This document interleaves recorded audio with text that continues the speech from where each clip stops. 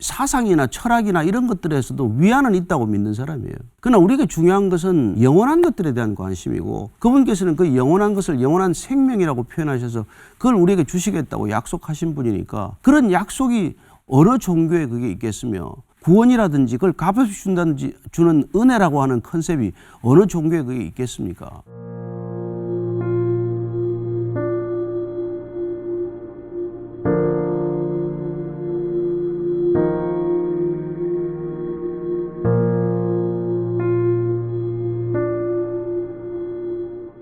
사실은 이제 뭐 제가 어디 사적인 그 간증석상에서 여러 번 얘기했는데, 제 아내가 교회 나가는 걸 못 나가게 하려고 교회를 잡으러 갔는데, 그래서 이 잡으러 간 교회가 좀 뜨거워가지고 그게 이제 뭐 방언을 하는 교회예요. 그래서 이 아무래도 그때 처음 제가 이게 방언을 듣다 보니까 너무 충격적이고, 그래서 이게 혹시 이게 흔히 말하는 이단인가? 그걸 한번 찾아보자, 조사해보자 하고 생각된 발걸음이, 새벽 예배를 사흘째 나가다가 제가 교회 3일째 새벽에 들어갔을 때, 그때 이미 이제 그 좀 어두웠던 때고 설교는 끝이 났었고, 제 아내를 보니까 이제 단 위에 올라가는 사람들은 제가 볼 땐 좀 심각한 증세가 좀 심한 사람들은 저렇게 단 위에 올라가나 보다.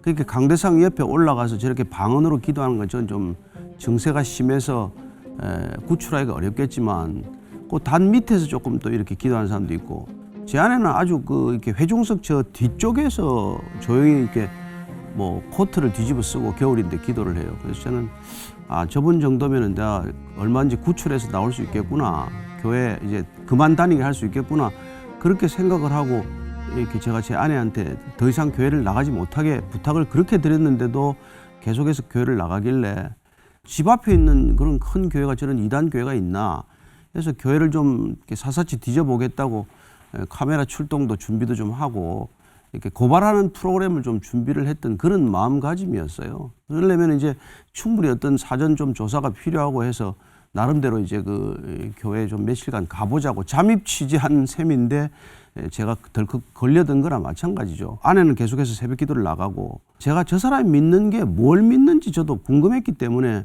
사실 성경을 펴기 시작을 했어요.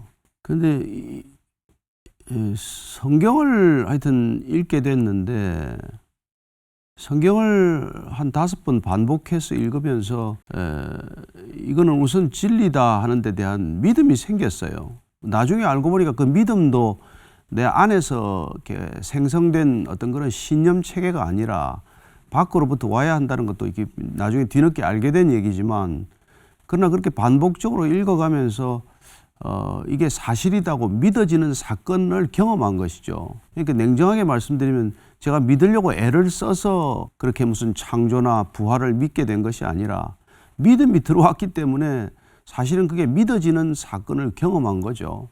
그래서 성경을 쭉 펴서 읽기 시작했는데, 창조가 믿어지는 사건을 경험했기 때문에 그 뒤에 오는 것들은 의심할 여지가 없었죠. 그래서 모든 것들이 마치 스폰지가 물을 빨아들이듯이 이렇게 흡수하는 그런 일이 생긴 것이죠. 우리가 이성적으로 물이 포도주가 되었다? 뭐 예수님이 갈릴리 호수 위를 걸었다? 그건 뭐 말이 안 되는 거죠. 그러니까 기자적인 관점에서 보면은 성경에 우리가 팩트로 받아들일 수 없는 것들이 너무 많은 것도 사실이에요. 그러나 그분이 창조주다라는 쪽에서 관점을 바꾸게 되면, 그게 창조주가 인간을 지으셨다는 걸 믿어지는데, 그 다음에 무슨 사건들이 안 믿어지겠어요. 그러니까 안 믿어지면 오히려 이상한 거죠. 그러니까 저는 이 믿음이야말로 창세기 1장 1절에서 판가름이 난다고 생각을 해요. 태초에 하나님이 천지를 창조하시니라. 이 말부터 시작하지 않으면 그 다음 거는 사실은 믿는 채 할 뿐이지 아무것도 사실은 이렇게 믿음에서 시작되지 않는 것이죠. 자기가 논리적으로 해석되는 부분은 받아들이는 것이고, 논리적으로 거부하는 건 배척할 뿐이지 성경 전체를 오류가 없다고 믿는 건 불가능해진다는 것입니다. 또 하나는 그 당시에 제가 예수는 역사다라는 책 혹시 기억하실지 모르겠는데, 이분의 추천사를 제가 쓰게 됐어요. 그래서 그 책을 이제 이렇게 읽게 됐는데, 제가 정말 그렇게 무릎을 쳤습니다. 그분이 시카고 트리뷴지에 기자인데 원래 그 예일 로스쿨을 나와서 법조 기자를 한 사람이죠. 제가 그분이 치열하게 고민한 흔적을 같이 따라가면서 기자로서의 어떤 그런 공감을 느끼게 됐어요. 이 사람이 법조 기자이기 때문에 100% 사실에 기반한 기사를 쓰는 기자로서 본인이 치열하게 향조론, 그다음에 이게 부활 이런 것들을 정말 기자 정신으로 파헤쳤던 분인데 파헤치면서 오히려 그분은 믿을 수밖에 없는 증거들을 더 이렇게 제시하고 있어요. 그래서 그 책을 통해서 굉장히 도움을 받았던 그런 기억이 있습니다. 어쨌건 제가 정말 이렇게 믿음은 성경에서부터 들음에서부터 비롯된다는 말을 체험하게 되었고, 제가 우선 성경을 좀 알아야 되겠다.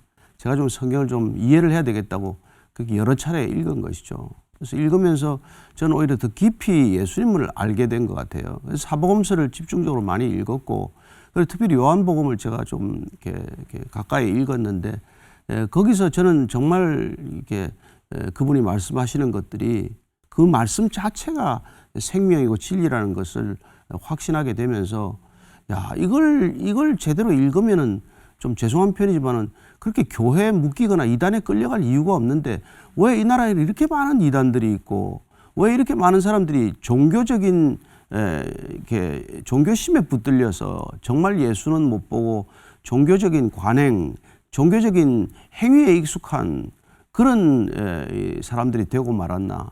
그게 안타까워서 사실은 신학을 한번 해보자고 결심한 거예요. 그리고 제 아내도 정말 당신이 이렇게 예수를 안 만나면은 평생도록 당신이 종교적인 생활만 가지고는 아무것도 해결책이 없다는 걸 제가 입으로 말해봐야 이게 설득이 안 되는 상태니까 제가 삶으로 한번 증언할 텐데, 그건 제가 가진 걸 모두 다 버릴 때만 제가 가능하다고 이렇게 생각을 하게 됐어요.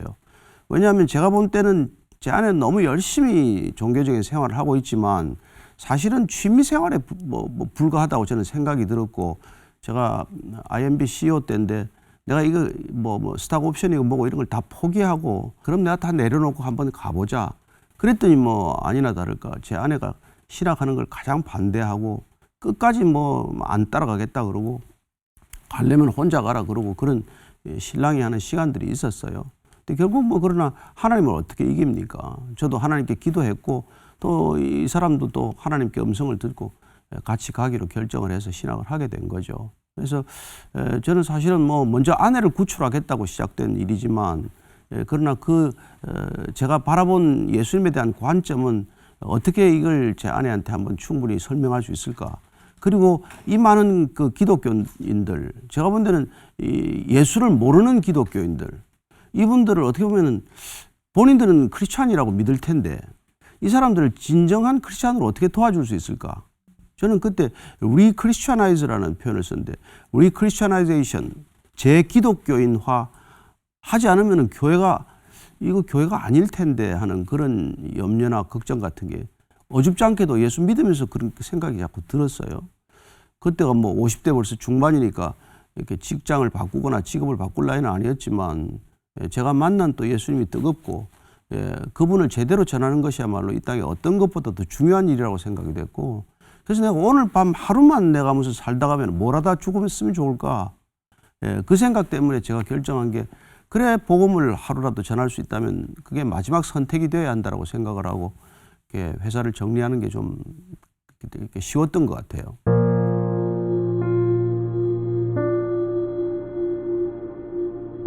예수님은 자유예요. 그분은 기쁨이에요. 그분은 진리예요. 그분은 종교로 경험되지 않는다는 게 제 믿음이었어요. 그래서 예수님은 종교를 창시하신 분도 아니고, 그분은 하나님을 종교로 만들거나 하나님을 우상으로 만든 유대인들에게 하나님 그 당신 자신을 보여준 계시하신 하나님 그분 당신이에요. 그러니까 그분을 만난다는 건 찾아오신 하나님을 우리가 수용하고 받아들인다는 것이지, 우리가 무슨 우리의 종교적 행위나 마치 율법주의자들이 율법을 지킴으로써 구원받을 수 있다고 생각하는 것과 마찬가지로 예수님을 우리가 받아들이는 게 전부이지, 그 예수님을 받아들이기 위해서 어떤 우리에게 무슨 필요한 걸 아무것도 요구하시지 않잖아요. 그분은 내 말이 너희 안에 거하면은 참 내 제자가 되고 진리를 알게 될 터인데 그 진리가 너를 자유케 하리라. 그런데 그분 안에서 자유케는 그냥 교회를 나가면 점점 더 부자유스러워지는 건 이건 무슨 일인가? 왜 자꾸 성도들이 이렇게 부자유스러워지고 부자연스러워지는가? 그게 제 이제 첫 번째 관심이었어요. 그래서 당신이 정말 예수 만났다면 당신은 자유해야 마땅하다. 저는 뭐 제가 언론인 된 이유도 자유롭기 위해서 언론인이 됐어요. 다른 어떤 직업보다도 자유로울 거라고 믿고 언론인 해보니까 뭘 자유로워요? 자본에 예속되고 아니면 권력에 예속되고 언론도 자유롭지 않더라고요. 그러나 우리가 예수님을 알게 되면 그분 안에서 진리 안에서 우리는 반드시 자유해지기 때문에 사실 세상의 모든 묶인 것들로부터 자유할 수 있기 때문에 예수 믿는 건데 교회를 다니면 점점 더 부자유스러워지고 더 부자연스러워진다면 이건 길을 잘못 든 거라는 것이죠. 뭐 신앙 가지신 분들은 우리가 출애굽 기자를 알지 않습니까? 출애굽이라는 것은 바로라고 하는 제국주의 시스템에서 일단 하나님이 불러내신 거란 말이죠. 지금 우리가 경험하는 질서와 다르지 않아요. 그러니까 돈이 지배하는 사회, 자본주의라고 하는 거대한 사회건 이념이 지배하는 사회건 그 묶여있는 사람들을 불러내는 게 하나님이 첫 번째 작업이란 말이에요. 그래서 불러낸 사람들의 이름을 구약에서는 이제 카할, 회죽이라고 말하지만 그게 예수님이 표현하시기를 에클레시아라고 불러낸 사람들을 교회라고 우리가 부르는 것이죠. 그러니까 예수님은 세상에서 일단 우리를 불러내시는 분이에요. 세상에 묶여있던 것들로부터 풀어내는 작업, 그게 우리는 구원으로서 경험하는 것이죠.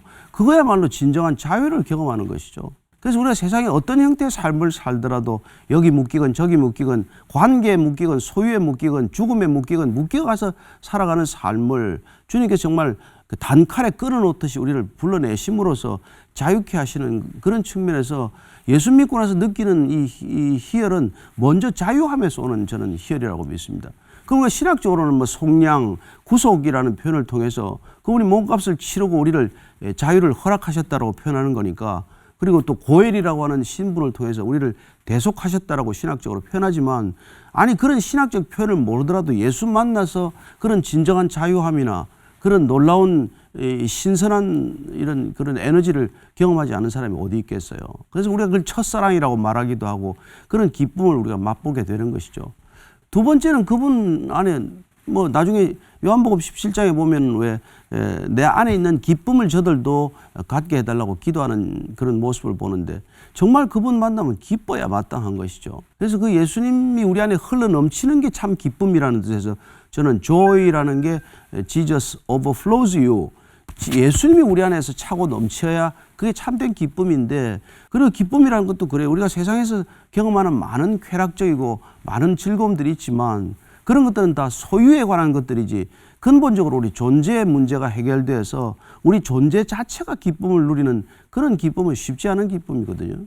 근데 그런 기쁨은 오직 그분 안에서 그분을 만났을 때 그분의 초청을 수락했을 때 그때 우리는 비로소 그런 기쁨을 맛보기 때문에 세상과는 어떻게 보면 조금 뭐 이렇게 좀 저한 얘기지만은 차원이 다른 기쁨을 경험하는 것이죠. 저는 지금도 뭐 제 뭐 성도들에게나 또 예수에게 관심을 가지는 분들에게는 늘 그렇게 말합니다. 당신이 정말 자유롭다면 예수한테 올 필요 없다. 당신이 어딘가 묶여있다면 불안하다면 부족하다면 그러면 예수님한테 와야 결론이 나지. 그렇지 않고서는 당신이 어디서 어떤 삶을 당신이 죽도록 노력하더라도 그 당신이 절대로 길을 못 찾을 것이다. 내가 단언하고 얘기할 수 있다. 그리고 정말 당신이 무슨 뭐 만족하고 쾌락도 있고 즐거움도 있을 수 있지만 참된 기쁨, 당신이 빼앗기지 않는 그런 영원한 기쁨을 맛본 적이 있냐? 있다면 나는 예수 소개할 필요가 없다.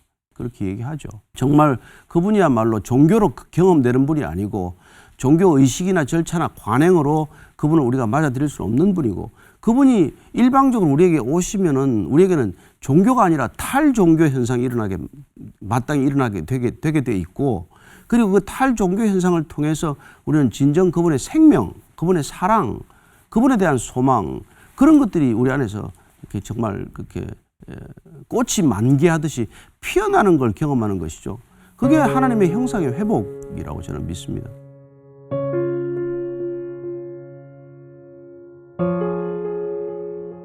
기독교로서의 종교는 지금 어떻게 보면 위기에 처해 있죠. 그러나 생명으로서의 복음으로서의 그리스도는 오히려 저는 가장 좋은 기회를 맞았다고 믿는 사람이에요. 예수님 안에서만 이런 참된 기쁨과 의미와 방향이 있기 때문에 이렇게 방황하는 시대, 이렇게 고통이 많고 불안하기 짝이 없는 이런 시대에 저는 이런 영원한 생명 그리고 진정한 기쁨, 이런 것들은 너무나 더 절실하게 희고하는 것들이라고 저는 믿어요. 그래서 오히려 우리가 종교로서의 기독교라는 껍질이 깨지는 그런 시점에 와 있기 때문에 기독교라는 껍질은 깨어지고 복음이라고 하는 순수한 그 본질이 다시 한번 알려진다면은 저는 예수님 마다하는 사람 없다고 생각해요. 종교로서 경험되지 않는 예수님을 제가 전할 때 거부하는 사람 거의 못 봤어요. 일반적인 종교의 하나로서의 기독교, 뭐 우리가 말하는 4대 종교의 하나, 이런 차원에서의 기독교가 아니라 예수 그리스도의 십자가의 복음과 부활의 복음을 우리가 정말 전할 수만 있다면은 이 시대야말로 또 젊은이들에게 이토록 그야말로 희망이 없다고 말하는 세대에게 진정한 희망을 저는 오히려 줄 수 있는 유일한 채널이라고 믿어요. 그래서 오히려 지금 위험한 건 그런 것들을 이단이 훨씬 잘하고 있기 때문에 이단은 그걸 가짜 복음을 가지고도 복음에 당위정을 입히고 마치 MSG 칠을 하더라도 그렇게 해서라도 젊은이들을 끌어가는데, 사실 정통 이렇게 교회라고 주장하는 쪽에서 오히려 젊은이들을 놓치고 있는 이유가 뭐겠어요? 복음이 제대로 전해지지 않고 종교적 관행으로서 형식화된 예배의식과 종교 생활 자체를 그들에게 자꾸 틀로서 제시하고자 하니까 지금 그 사람들이야 이렇게 그 이동성이 높아지고 자유로운 정보가 전달되는 곳에서 왜 꼭 그 시간 그곳에 가서 내가 그 정보에 내가 목을 매야 되느냐, 반감을 가질 수밖에 없죠. 그러나 진리가 어디에도 있고, 마치 예수님께서 예배라는 게 그리심 산도 아니요 예루살렘 성전도 아니요 신령과 진정으로 드리는 것이 예배다.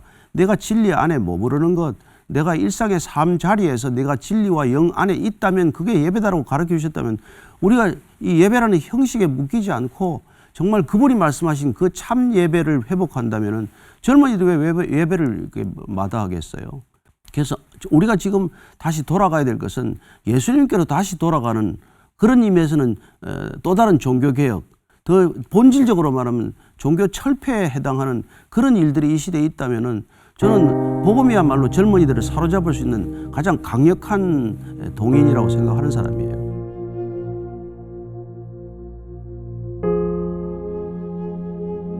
저는